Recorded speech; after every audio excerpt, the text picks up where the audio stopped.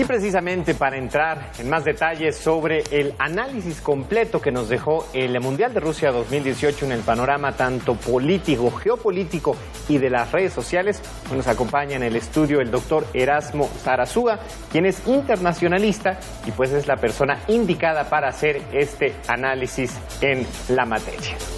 Bienvenido, doctor, muchísimas gracias. Hola, muy buenos días, gracias por la invitación. Al contrario. Gracias. Pues Rusia es un país de por sí controversial, ¿no? Llega a ser sede mundialista en un momento también controversial y sin embargo lo vemos haciendo como pausa este conflicto, festejando con Macron, viendo por ahí el juego con otras personas.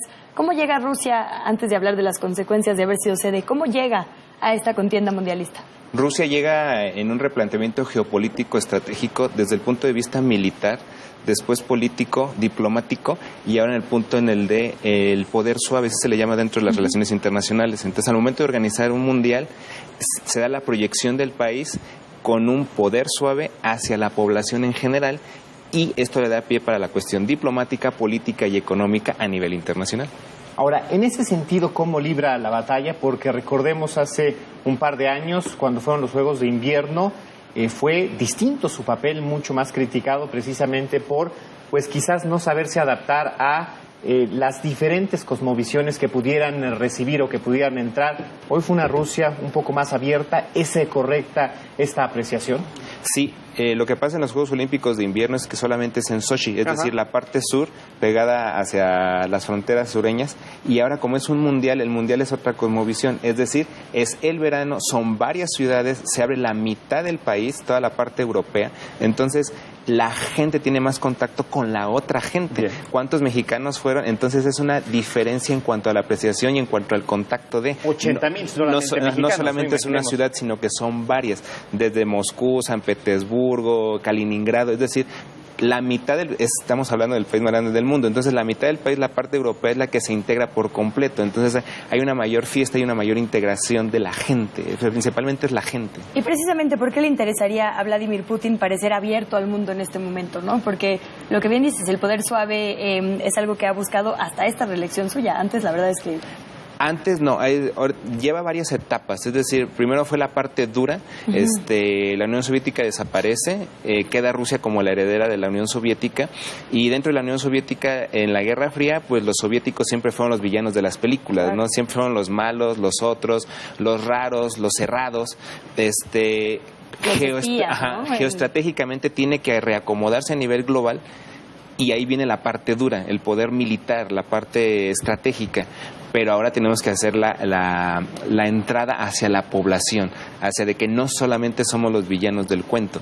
Entonces viene esa parte del poder suave junto con los Juegos Olímpicos y el Mundial de Fútbol. Y bueno, también el repunte económico, ¿no? Los llamados BRICS a principios del siglo XXI. Entonces Rusia es uno de esos BRICS, es una de esas potencias emergentes y tiene un Mundial y unos Juegos Olímpicos. Ahora, tenemos nosotros esta idea, esta imagen de la Rusia de la Guerra Fría por la distancia justamente y por esta diferencia cultural. Nos cuesta mucho trabajo entenderla. ¿Cuál es la Rusia que conoció el mundo en esta edición del Mundial 2018?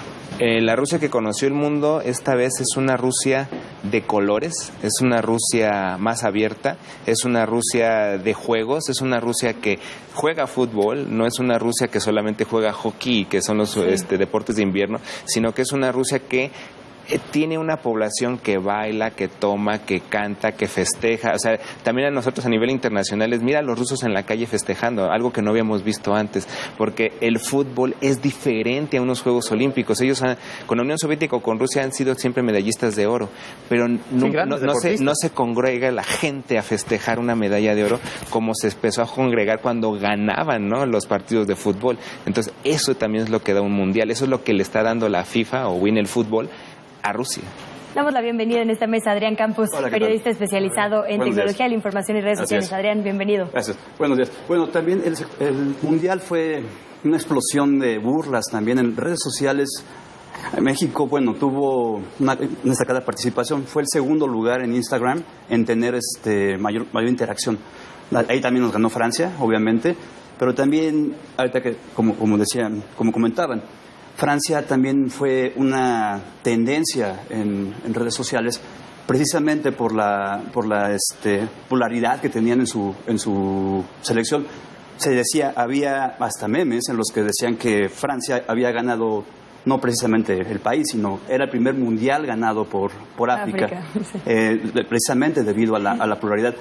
También Rusia se pintó de colores, como bien lo dijo, pero hasta para tener una manifestación ante un país que era totalmente homofóbico, se juntaron aficionados de diferentes países, entre ellos México, Colombia, estaba el mismo Rusia, para formar la bandera del LGBT, para tomarse fotografías delante del Kremlin y en la Plaza Roja. Pues la mejor manera de tomarlo, y fue esa imagen tuvo alrededor de 150,000 likes en Instagram y fue viralizada de una manera importante en las redes sociales, sobre todo porque era la manera de poderse manifestar en redes sociales contra la homofobia existente en Rusia. Adrián, hay una teoría que por lo menos se ha difundido en las propias redes sociales pues tiene que ver con la amenaza que significó el posible estallamiento de la violencia en Rusia al ser un país con una característica en la manifestación y la voracidad de sus manifestaciones sociales. Sin embargo, que esta se contuvo no solamente por parte de los ciudadanos rusos, sino también de sus visitantes a través del desfogue que se dio en las redes sociales como una ventana en donde todo mundo, o quienes así lo desearon, pudieron expresar, y eso permitió que la violencia no saliera a las calles. Así es. Podríamos decir que no podríamos presentar un verano árabe, ¿no? ¿Por qué? Porque al final de cuentas estás en medio de un evento deportivo. Sí es un canal de comunicación, sí te puede ayudar, pero en este caso sí fue un canal de desfogue. ¿Por qué? Porque, como comento, la manifestación esa de los colores de la bandera fue una. El mismo, pues hasta el sentimiento de unión existente entre países, el ver fotografías entre uno y otros países que, bueno, no son muy cercanos, por ejemplo, un brasileño, un argentino, que tienen siempre ese problema futbolístico hasta económico, ¿no? Viéndolos unidos dentro del campo de fotografías, es lo que sirve. Eso sirve, es un momento de unión. Quizá precisamente por eso es que no existió ese estallamiento. Bueno, hasta el mexicano, ¿no? Que somos bastante necios en cuanto a la palabra esta que gritamos en el estadio, pues se cambió precisamente, ¿no? A través de redes sociales se cambió el cambió por una canción de Luis Miguel, iniciaba, ¿no? Con una canción de Luis Miguel, y todo se empezó a viralizar así a través. Siempre las redes sociales son un canal de desfogue. Así como puede servir como una caja de resonancia para bien o para mal, en este caso se supo encauzar y afortunadamente para la gente en Rusia salió de buena manera. Sí, porque también es de troleo y de crispación, ¿no? Hay que decirlo. También sirve para eso. Ahora, doctor Sarasua, entiendo que podemos decir que este año por fin hay un cambio verdadero en el orden mundial, ¿no? Después de la Guerra Fría, Estados Unidos era el héroe, ¿no? Tanto en poder suave como en poder económico, etcétera. A partir de que Rusia es el mundial mejor organizado y de que Trump le hace la tarea a Vladimir Putin, parece ser que es el hombre del momento, ¿no? Quien toma las decisiones, a quien todos describen como poderoso y como un gran estratega por haberse colocado donde se colocó. ¿Qué está pasando en este sentido? ¿Sí es Rusia la nueva potencia y estamos dejando a Estados Unidos caer aislada y sola por su propio peso? Lo que pasa es que a nivel internacional antes eran dos entidades diferentes y opuestas, el capitalismo y el socialismo. Actualmente ya la Rusia de hoy, la Rusia de Vladimir Putin, es capitalista, es de los mercados, es de financiamientos, es de crecimiento económico.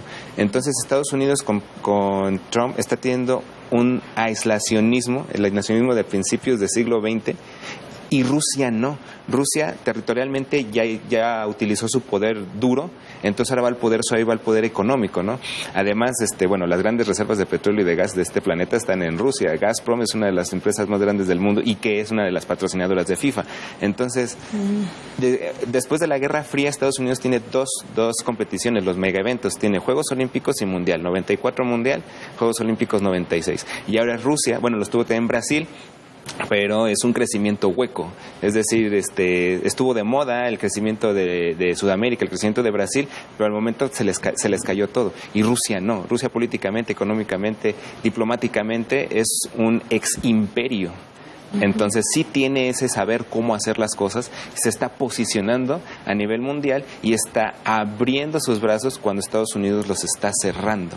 Hay que decir que era el menos favorito en esta votación de la FIFA del 2010 para quedar como sede, y misteriosamente a la hora de los votos Y que es un patrocinador. Y que le quita realmente el Mundial a Estados Unidos. Y a Inglaterra. Y nadie protestó. Todo el mundo dijo... Bueno, en aquel entonces sí se hablaba de un boicot diplomático que al momento pues solamente algunas de las elecciones lo realizaron porque pues vimos a Macron de Francia, vimos a la presidenta de Croacia, vimos a representantes de Estado y presidentes de Corea y de cualquier otro Estado.